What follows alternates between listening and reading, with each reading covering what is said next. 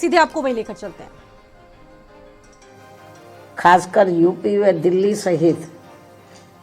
पूरे देश में इनके अनुयायियों ने अपार संख्या में इकट्ठा होकर इसे विभिन्न स्तर पर मनाया है और अपने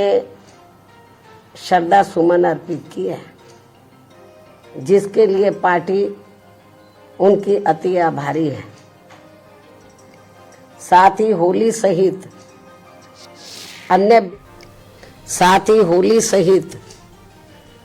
अन्य विभिन्न त्योहारों के बीच इस बार मान्यवर श्री कांशीराम जी की जयंती जिस अति उत्साह व जोश के साथ मनाकर उनके अनुयायियों ने अपनी पार्टी को हर स्तर पर मजबूत बनाने का तथा उनकी एकमात्र उत्तराधिकारी व पार्टी की राष्ट्रीय अध्यक्ष का अपने पूरे तन मन धन से साथ देने का जो संकल्प लिया है, तो उसने पार्टी को मजबूती देने के लिए मेरे हिम्मत व हौसले को कई गुना और ज़्यादा बढ़ा दिया है, जिसे मैं अभी तक की तरह आगे भी अपने जीते जी अपने व्यक्तिगत तथा भाई बहन व रिश्ते नातों आदि के स्वार्थ में कभी भी कमज़ोर नहीं पड़ने दूंगी। वैसे भी मेरे भाई बहन व अन्य रिश्ते नाते आदि मेरे लिए केवल बहुजन समाज का ही एक अंग है, उसके सिवाय कुछ भी नहीं है। इसके अलावा पार्टी व मूवमेंट के हित में बहुजन समाज के जो भी लोग अपनी पूरी ईमानदारी व निष्ठा से कार्य करते हैं, तो उन्हें पार्टी में जरूर आगे बढ़ने का मौका दिया जाएगा और इस मामले में मेरे रिश्ते नाते आदि भी आड़े नहीं आएंगे। यहाँ मैं सावधानी के तौर पर ये भी बताना चाहूँगी कि पिछले कुछ वर्षों से सत्ता व विपक्ष में बैठी सभी जातिवादी सांप्रदायिक व पूंजीवादी पार्टियां बीएसपी के विरुद्ध अंदर अंदर आपस में मिलकर बहुजन समाज की एकमात्र हितैषी पार्टी बीएसपी को किस्म किस्म के हथकंडों के जरिए इसे कमज़ोर करने की पूरी कोशिश में लगी है, क्योंकि यहाँ जातिवादी पार्टियों को खासकर सन 2007 में यूपी में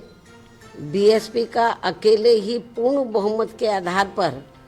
सत्ता में आना अभी तक भी उनके गले के नीचे से कतई भी नहीं उतर पा रहा है और तभी से यहाँ सभी जातिवादी व खासकर दलित विरोधी पार्टियां किस्म किस्म के हथकंडे इस्तेमाल करके बीएसपी को कमज़ोर व ख़त्म करने में लगी है। इसी प्रकार बाबा साहब डॉक्टर भीमराव अंबेडकर के जीते जी भी इन्हीं जातिवादी पार्टियों ने इनके कारवां को किस्म किस्म के हथकंडे इस्तेमाल करके उसे कमज़ोर व ख़त्म करने का पूरा प्रयास किया था, जिसे बाबा साहब ने व बाद में मान्यवर श्री कांशीराम जी ने भी इनके मंसूबों को पूरा नहीं होने दिया है। और अब मैं भी अपने बहुजन समाज के बलबूते पर इनके इस मंसूबे को किसी भी कीमत पर पूरा नहीं होने दूंगी। ये मेरा पार्टी के लोगों को वायदा है, जिसके लिए मुझे अपने बहुजन समाज का हर स्तर पर साथ मिलना भी बहुत ज़रूरी है। और अच्छी बात यह है कि बहुजन समाज पूरे तन मन धन के साथ अब मेरे साथ खड़ा है, अभी भी खड़ा है। इतना ही नहीं बल्कि दलित व अन्य उपेक्षित वर्गों के लोगों को ये मालूम है कि ये लोग यूपी में बीएसपी की पूर्ण बहुमत की सरकार बनने से पहले यहाँ जातिवादी उच्च वर्गों के लोगों के सामने, यानी कि जो बहुजन समाज के लोग हैं, खास तौर से दलित वर्ग के लोग, यहाँ जातिवादी उच्च वर्गों के लोगों के सामने ना तो चारपाई पर बैठ सकते थे और ना ही उनकी बराबर की कुर्सी पर भी बैठने की हिम्मत जुटा सकते थे। लेकिन सन 2007 में बीएसपी की अकेले पूर्ण बहुमत की सरकार बनने के बाद से ये सब अब काफी कुछ बदल गया है। अब ये लोग उनके बराबर में चारपाई व कुर्सी आदि पर भी पूरे सम्मान के साथ बैठ सकते हैं। ये जो बहुजन समाज के लोग हैं, यही है वास्तव में यहाँ सही सामाजिक परिवर्तन। यही है वास्तव में यहाँ सही सामाजिक परिवर्तन, जिसे मेरे नेतृत्व में बनी बीएसपी की सरकार ने लाया है। लोग सामाजिक परिवर्तन की बहुत बात करते हैं, लेकिन उसको धरातल पे कभी उतारते नहीं हैं। लेकिन मेरे नेतृत्व में सन 2007 में जब अकेले पूर्ण बहुमत की सरकार बनी, तो इसे मैंने धरातल पे उतारा है, जिससे यहाँ यूपी में हमारे संतों, गुरुओं व महापुरुषों का काफी हद तक सपना साकार हुआ है, जिसकी वास्तव में पूरी देन मान्यवर श्री कांशीराम जी की है। और ये सब यहाँ समाज में परिवर्तन लाने के मामले में इतिहास के पन्नों में जरूर लिखा जाएगा। इसके साथ ही बीएसपी की सरकार ने ही यहाँ यूपी में इन वर्गों के लोगों को, यानी कि बहुजन समाज के लोगों को काफ़ी हद तक अपने पैरों पर खड़ा किया है। अपने संतों, गुरुओं व महापुरुषों को भी विभिन्न स्तर पर पूरा आदर सम्मान दिया गया है, जिसे लोग कभी भी नहीं भुला पाएंगे। लेकिन ये सब यहाँ सभी जातिवादी पार्टियों के गले के नीचे से अभी तक भी नहीं उतर पा रहा है। इसलिए अब वे इन वर्गों में से स्वार्थी किस्म के लोगों को आगे करके उनके जरिए विभिन्न नाम पर अनेकों छोटे छोटे संगठन व पार्टियां आदि बनवा के बीएसपी की इस ताकत को बांटकर इसे कमजोर करने में लगे, जिनसे बहुजन समाज के लोग जरूर सचेत रहें।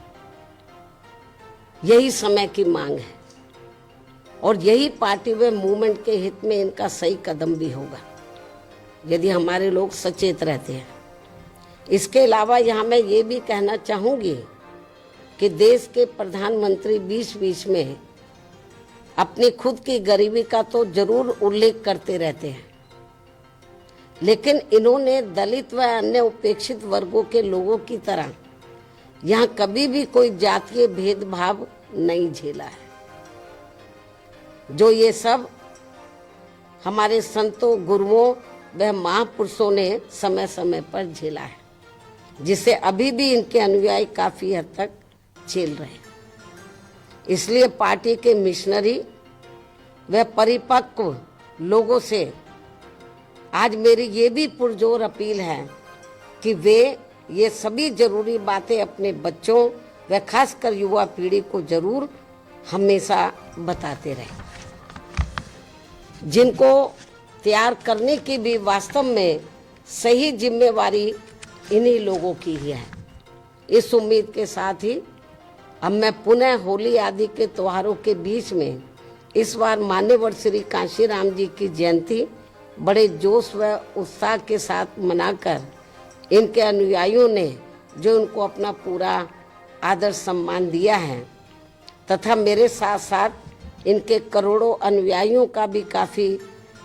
हौसला बढ़ाया है, उन सभी का हार्दिक दिल से आभार प्रकट करते हुए अब मैं अंत में यही कहना चाहूँगी कि इस समय संसद सत्र चल रहा है, यह आप लोगों को मालूम है, जिसमें देश में आम जनहित के मुद्दों पर कम बल्कि अपने अपने स्वार्थ में राजनीति करने पर ज़्यादा जोर दिया जा रहा है, जो ये अति चिंता की बात है। साथ ही पिछले कुछ समय से वक्फ बोर्ड पर भी सत्ता व विपक्ष द्वारा जो राजनीति की जा रही है, तो ये भी अति चिंता की बात है। और यदि ये मामला समय रहते आम सहमति से सुलझा लिया जाता तो ये ज़्यादा बेहतर होता। केंद्र सरकार इस मामले में जरूर पुनर्विचार करे, सोच विचार करे। ये भी हमारी पार्टी के केंद्र सरकार से पुरजोर अपील है। इस उम्मीद के साथ ही अब मैं अपनी बात यहीं समाप्त करती हूँ। धन्यवाद। जय भीम व जय भारत।